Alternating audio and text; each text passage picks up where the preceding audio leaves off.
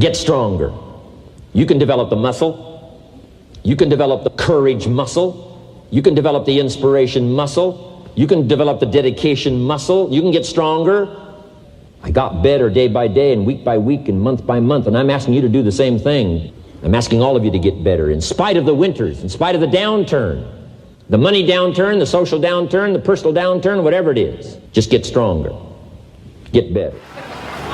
The moment you can figure out what it is you're supposed to be doing, the sooner you are able to get about the business of doing that.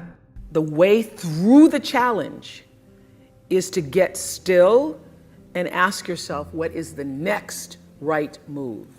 Not think about, oh, I got all of this stuff. What is the next right move?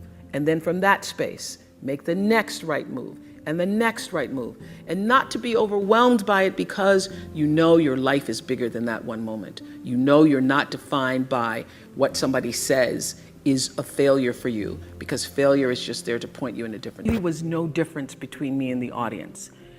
At times I might have had better shoes, but at the core of what really matters, that we are the same.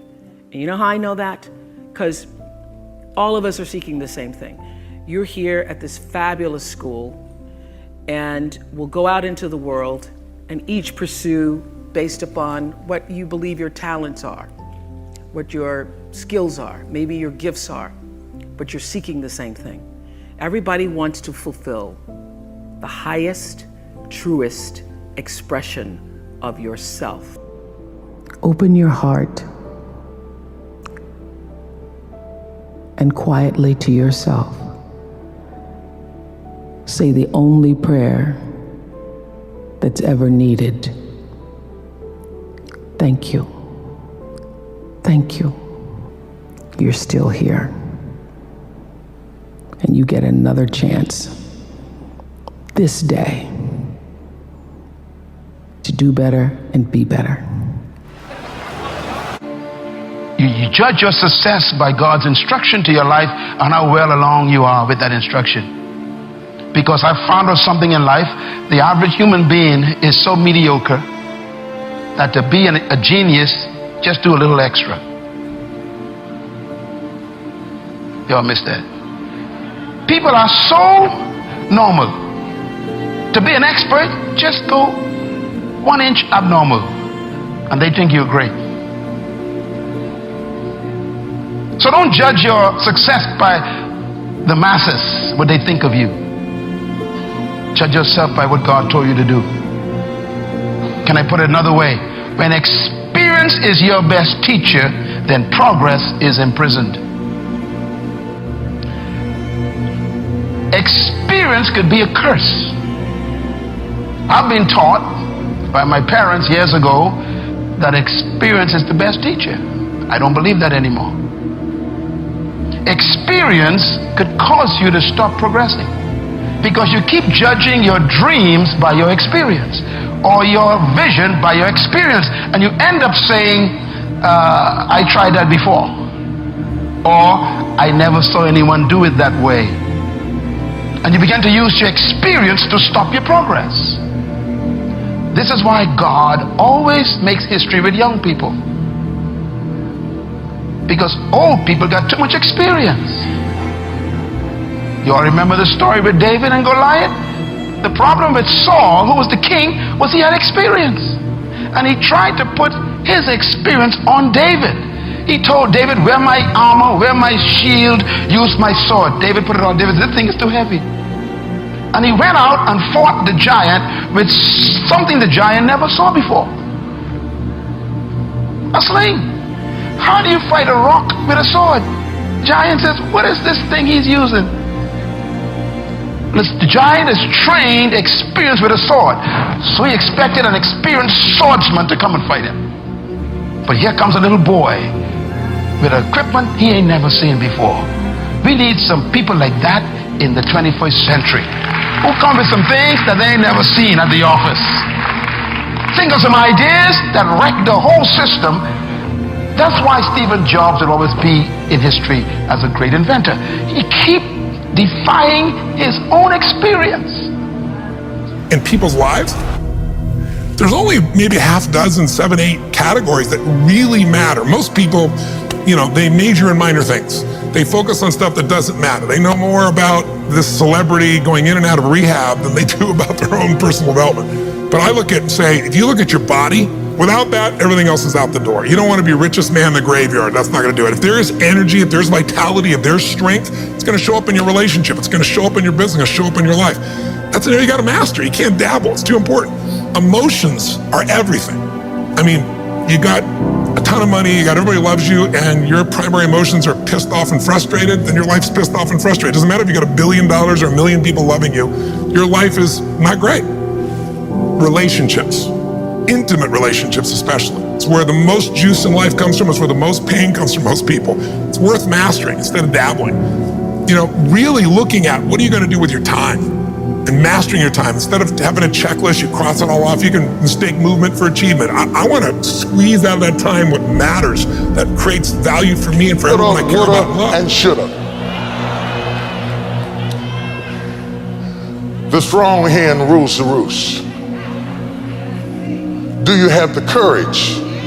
I'm going to drop something on you. It takes courage to be successful. It is far easier not to be successful. Misery will always have company. Success breeds contempt. If you don't want to make waves, be mediocre. Be normal and fit in. And if you're more concerned about people than you are God, then neutralize everything He put in you. Just fit in with everybody else. Dress like them, walk like them, act like them, eat like them, go where they go, think like they think, do what they do. And once you've neutralized your uniqueness, you don't need courage. It takes courage to be different. It takes courage to go where you've never gone before.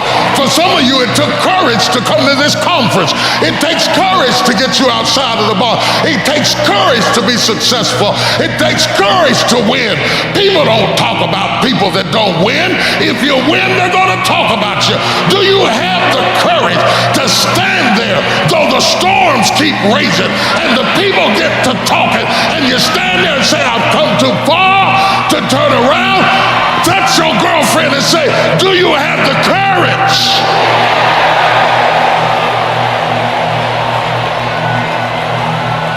I'm going to say something to you.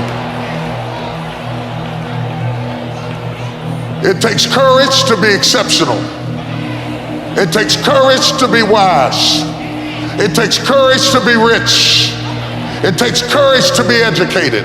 It takes courage to be knowledgeable.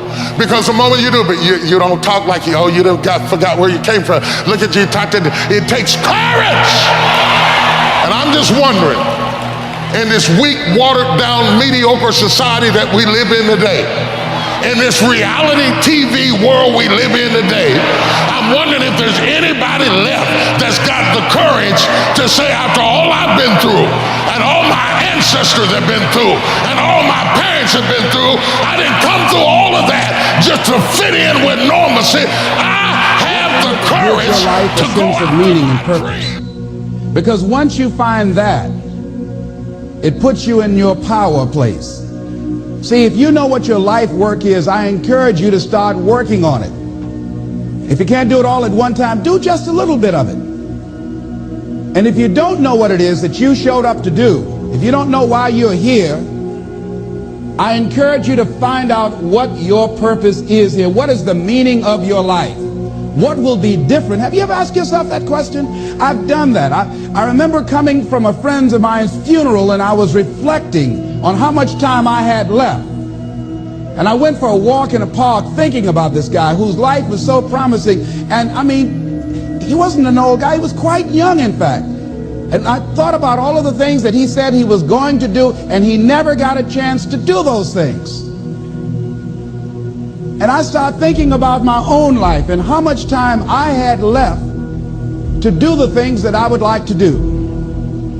And at that time, I wasn't sure what my life purpose was, what my life's work was. I wasn't sure about it at that time. And I thought about it quite a lot. I had some idea, but I wasn't convinced, and I don't think I felt worthy. I didn't believe that it could be me to do this kind of work that I'm doing right now. And I say to you that if you begin to take a conscious effort to find out what it is that you're supposed to do, I say that it can literally save your life. I said that it can literally save your life. 85% of the American public, according to recent studies, are going to jobs that they hate, working on jobs that do not challenge them. They get sick thinking about going. Because, see, when you go to a job and you already know how far you can go, you can already see that proverbial glass ceiling. See, when you're going someplace and you already know how much you're going to make, you already know how far you can go, you're in a dead-end position. It erodes your self-esteem. It lowers your sense of yourself. It creates an inner turmoil. It creates an emptiness in you. So I say that your life is worth finding what it is that you're supposed to do. And I'm not saying quit your job. I'm saying find it and do just a little bit of it. Just start working at it just a little bit, but do find out what your work is and hold on to it and don't let your dream go. Don't let it go. See, and here's something else I want you to begin to look at. Why is it that most people don't pursue their dreams or don't do better than what they're doing if they're capable of doing it? I think that many of us don't go the next step because we don't know what to do yet. And I say that the reason that we don't even explore the possibility of what to do is because subconsciously we don't believe that it can happen for us, and we don't believe that we deserve it. So here's what I'm suggesting. How much time do you spend working on you? How much time do you spend every day working on your dream? In the last 90 days, how many books have you read? In the last year, what new skill or knowledge have you acquired? What kind of investment have you made in you?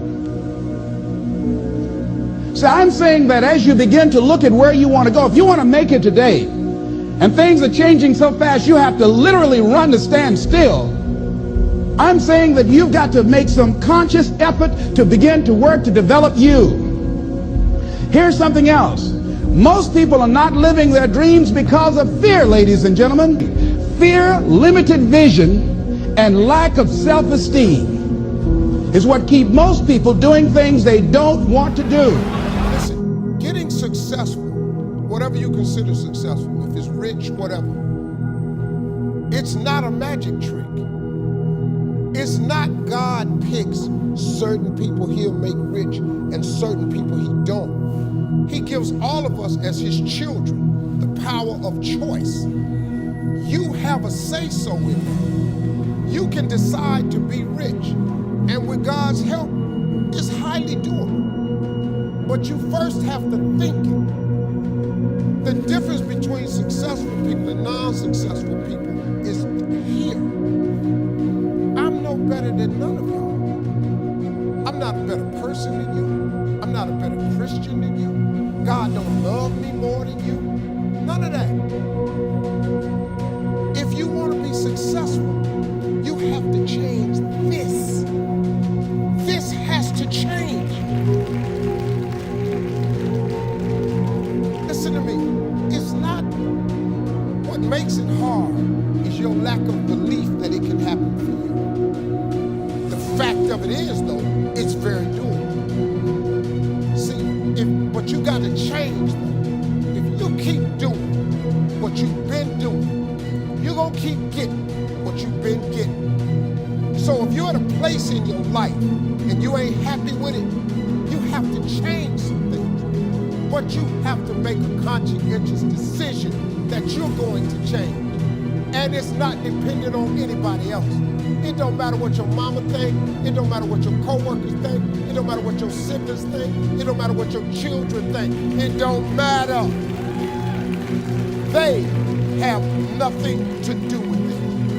This decision yours and yours alone. It's two people born in the hospital.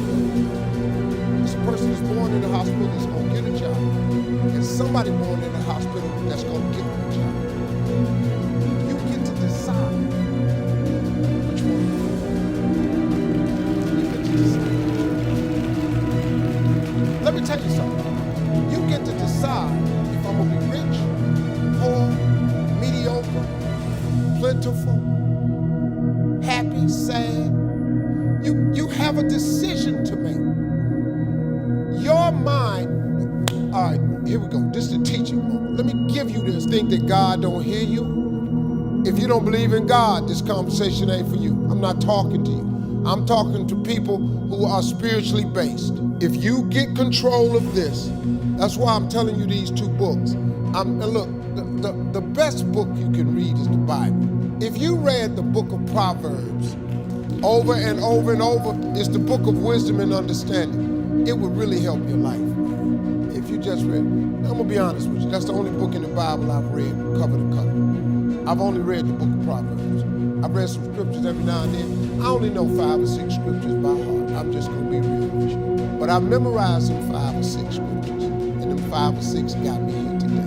I know a lot of people that know the Bible inside out. They ain't got nothing to show for it. You know why? Because they memorized it, but they didn't apply it. I have applied 6 scriptures to change my life. But these books that I told you about, Power of Positive Thinking by Norman Vincent Peale and The Magic of Thinking Big by David Schwartz, you know what it does? It just teaches you how this works.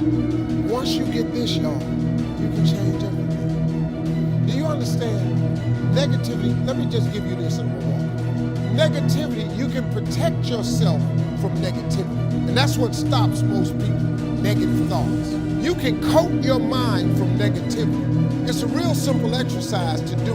I do it every morning before I walk out the door. So I walk out as a positive person. You know, I get tired sometimes. That's different from being negative because I get mentally drained from my job at times. But to coat your mind from negativity, the way you can put a coating around your mind is with one simple thing, gratitude. Gratitude erases negativity. I'm gonna show you how this works. If you wake up in the morning and you start having negative thoughts, man, this ain't no day. I woke up on the wrong side. I'm tripping, I just don't feel myself. Every time you feel, in the middle of the day, if you feel yourself doing that, stop, just stop for a second. And start going over in your mind everything you have to be grateful for. Not everything you want, everything you already have. Because what you have is substantial. You just haven't gone over the list and taken inventory in a long time. But the fact that you can walk, that's a blessing. The fact that you woke up, that's another blessing. The fact that you can see, think, reason, that's another blessing. The fact that you can go somewhere and get yourself something to eat, that's another blessing. The fact that you can go and turn the key and call someplace home, that's another blessing. The ability to dream is a blessing. The fact that you have an opportunity to get it right is another blessing. The fact that you're beautiful, that's another blessing. The fact that you have any measure of health, that's another blessing. And I'm just talking to you, I don't even know you. I could give you 50 things you ought to be grateful for right now. I don't even know you. Start coating your mind with gratitude. It'll change everything for you. God is good, man. You ought to give him a chance to work in your life. Thank y'all for coming.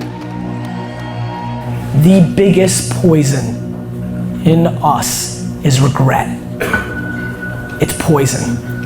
And I push so hard, and will, through my vehicle, which isn't meditation, which isn't health and wellness, which isn't nonprofit.